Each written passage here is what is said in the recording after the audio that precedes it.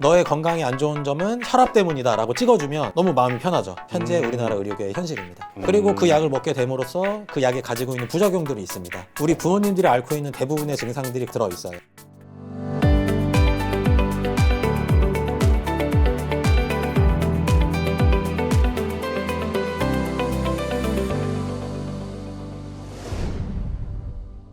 혈압이 5가 높다. 고지혈증 수치가 전 단계다. 위험한 그 밑에 있다. 이런 것들은 아주 민감하게 반응하시면서 너무 과도하게 검사를 자주 해서 그 수치를 내리는 것이 곧 나의 건강 점수인 것 마냥 생각하시는 부분을 제가 아주 강하게 지적하고 있는 것이죠. 왜 사람들이 그렇게 생각을 하게 됐는지 네. 이유가 있을 거 아니에요? 이게 편하기 때문입니다. 건강을 챙기려면 뭐 식사도 조심해라, 잠도 충분히 자라. 네. 좀 추상적이고 네. 뭘 해야 될지 모르겠는데 네. 혈압 약을 먹는 건 너무 쉬우니까 네. 너의 건강이 안 좋은 점은 혈압 때문이다 라고 찍어주면 너무 마음이 편하죠. 그러면 저 약만 먹어서 수치만 내리기만 하면 나는 지금처럼 살면 되겠네 라는 마음과, 그리고 그것을 강권하는 나쁜 의사 선생님. 네, 의사 선생님이라면 환자의 건강에 도움이 주는 정보를 전달해야 되는데 그렇죠. 그런 것이 아니라 그냥 편의성을 위해서 본인들의 경제적 이득이라든지 반대되는 이야기를 많이 하시는 것이 현재 우리나라 의료계의 현실입니다. 그리고 그 약을 먹게 됨으로써 그 약이 가지고 있는 부작용들이 있습니다. 실제 인터넷에서 고혈압약 아무거나 내가 먹고 있는 거 쳐보신 다음에 네. 거기 부작용 찾아보시면 우리 부모님들이 앓고 있는 대부분의 증상들이 거기 부작용표에 다 들어있어요. 뭐 두통, 속쓰림, 뭐 발기부전, 그다음에 각종 대사질환, 그다음에 간 수치 상승 등등 우리가 알고 있는 모든 질환들이 그냥 고혈압약, 고지혈증약, 당뇨약의 부작용에 이미 다 나와 있습니다. 일상의 어떤 불편함들이 네. 약 때문에 생긴 부작용이다. 네, 이렇게 맞습니다. 볼 수 있겠네요. 네, 그럴 가능성이 매우 높기 때문에 우리가 건강을 다시 바라봐야 된다. 그러면 일단 생활 습관을 고치는 게 아니라 네. 약으로 뭔가를 낮추는 게 네. 실제 도움은 안 된다. 이렇게 생각을 해도 되는 걸까요? 네, 맞습니다. 내가 생활에서 문제가 뭐가 있는지를 찾아내서 그 원인을 제거할 생각을 해야 되는데 수치가 높아졌네? 그럼 약 2알 먹으면 되겠네? 수치가 더 높아졌네? 약 3알 먹으면 되겠네? 뭐 다른 약도 먹어야 되겠네. 이렇게. 네. 알약 한두 알로 우리의 건강을 챙길 수는 없기 때문에 우리 건강을 다시 한번 바라봐야 된다라는 점을 지적하는 거죠. 보통 영양제 많이 챙겨 드시잖아요. 네. 근데 사실 대부분은 다 뭐 필요 없다 이렇게도 많이 얘기하시는데 네. 꼭 좀 그래도 챙겨 먹어야 하는 어떤 성분들은 네. 뭐가 있을까요? 일반적으로 제가 많이 권하는 것은 아주 품질이 좋은 종합 비타민은 좀 필수적으로 드셨으면 좋겠다. 이렇게 보통 네. 말씀을 드리고, 종합 비타민을 먹어야 우리가 식단에서 부족한 영양소들을 충분하게 보충할 수 있기 때문에 우수한 품질의 종합 비타민을 필수적으로 드시도록 하고, 네. 혈압이 불편하시다면은 오메가3라든지 아니면 코큐텐 같은 영양 종류들, 네. 그리고 뭐 당 종류가 있다면은 식이섬유라든지 뭐 카테킨 성분이 들어있는 영양제를 제가 그 환자분 상황에 맞춰서 추천해드리고 있습니다. 그 우수한 품질의 비타민, 종합 비타민, 네. 우수한 품질의 종합 비타민이라고 하셨는데 그거를 뭐 고르는 기준이 있을까요? 이미 영양제는 나온 지 20년도 넘어서 우리나라뿐만 아니라 전 세계에서 이렇게 연구는 이미 많이 이루어져 있습니다. 그래서 그 영양제들을 비교하는 연구가 이미 충분히 되어 있어서 비교 연구가 끝난 그 회사에서 나오는 제품을 드시도록 하고 있습니다. 그래서 남들이 많이 먹는 영양제, TV에 나오는 영양제를 드실 것이 아니라 여러 가지를 놓고 그 비교 연구를 통해서 우수하다고 인정받은 높은 순위에 있는 영양제를 드시도록, 그리고 비싸죠. 그런 영양제를 드시도록 권하고 있습니다. 그러니까 검증이 된 거를 좀 검색하면 잘 찾을 수 있는 거죠. 네, 충분히 검색해 보시면은 유튜브나 아니면 뭐 네이버도 괜찮고 이러이런 기준에 의해서 비교가 되어 있어서 우수한 평가를 받았다라고 하는 영양제를 드시도록 권하고 있습니다.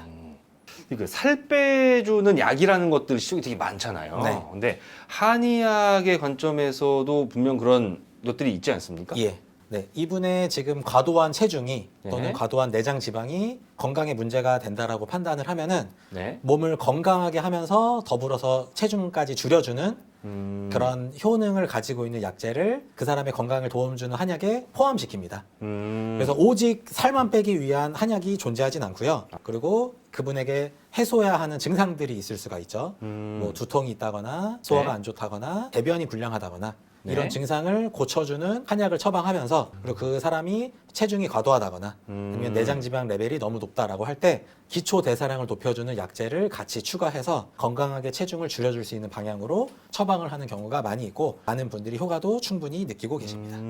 약제를 거기다 넣는다고 하셨잖아요. 네. 보통 어떤 약제들이 그런 살 빼는 데 좀 도움이 되는 것들인가요? 네, 체중을 줄여주는 약제 중에 가장 대장 약제가 마왕이라고 할 수가 있습니다. 마황이요. 그 마황에 있는 성분을 하나 추출한 것이 그게 바로 우리 병원에서 먹는 다이어트 약이라고 생각해 주시면 되세요. 그런데 이 한약과 그렇게 다이어트 약과 차이점은 네. 한약을 떡볶이라고 한다면 기초대사량을 높여주는 성분을 추출한 것을 캡사이신이라고 제가 보통 비유를 많이 합니다. 떡볶이와 캡사이신의 관계다. 네, 그렇다고 할 수가 있죠. 그래서 다이어트 한약의 목적은 잘 조리된 떡볶이라고 할 수가 있고 그 중에 매운 것만 아주 내가 필요하다고 판단하는 것만 추출해서 그것을 약으로 만든 것이 다이어트 약이라고 할 수가 있습니다. 그래서 필요한 환자분의 요구 또는 의사 선생님께서 판단에 의해서 한약으로 처방할 수도 있고 그렇게 다이어트 약으로 처방할 수도 있지만 우리 건강의 관점은 당연히 매운 걸 좋아하시는 분도 캡사이신을 그냥 드시라고 하면 좋아하지 않으실 거예요. 그렇죠. 대부분 다 떡볶이가 좋다고 하시죠. 마찬가지로 그런 다이어트에 도움이 되는 약제가 추가된 한약으로 드시도록 권하고 있습니다. 그 약제 말고 저희가 일상생활에서 접하는 어떤 식품이나 음식 중에서는 네. 다이어트 하시는 분들이 요건 좀 많이 드셔야 된다. 역시나 단백질과 지방을 충분하게 먹는 것이 중요하다. 여기에서 내가 건강을 더 좋게 하는 것이 아니라 체중, 군살도 줄이고 싶다라고 한다면 당을 더 압도적으로 줄여주시는 것이 중요합니다. 그래서 제가 대부분 다이어트 하시는 분들에게 여쭤보는 게 고구마 많이 드세요라고 하면 고구마는 다이어트 식품이라 많이 먹는다라고 말씀을 하세요. 그렇게 알고 있죠, 보통. 네, 그것은 아예 그 어떤 당도 그 어떤 탄수화물도 먹지 않으면서 운동을 하시는 분들에게 고구마가 도움이 되는 것이고 우리는 아닙니다. 우리는 고구마 먹으면 이미 우리가 이것저것 많이 먹고 있기 때문에 거기에 고구마가 들어간다면 고구마는 그대로 우리 배로 간다고 생각해 주시면 되세요. 다이어트 식품이 아니라 오히려 살찌는 식품이 되는 거네요, 네, 그럼? 그래서 우리 뭐 PT 선생님들, 헬스 하시는 헬스 유튜버 분들은 당연히 고구마가 도움이 되죠. 왜냐면 그분들은 하루 종일 아무것도 먹지 않고 닭가슴살과 야채만 먹으시는데 네. 그러면 당이 너무 적기 때문에 또 몸에 문제가 됩니다. 그래서 그런 분들이 고구마를 드시는 것은 당연히 도움이 되지만 우리는 아니다. 야. 우리 영상을 보시는 구독자분들은 당신은 아니다 라고 할 수가 있습니다. 요즘에 제가 뉴스를 보다 보니까 네. 무슨 뭐 마약 성분 들어간 다이어트 약 같은 거 네. 그거까지 먹어가면서 다이어트 하시는 분들이 되게 많다 그러는데 이 살을 꼭 빼야 건강한 건가요? 이제 체중의 과도한 감량을 목표로 하는 경우가 많이 있으세요. 그리고 연예인들이 워낙 또 마르시기 때문에 네. 그런 것들을 많이 원하시는데 건강 관점에서는 사실 올바르진 않습니다.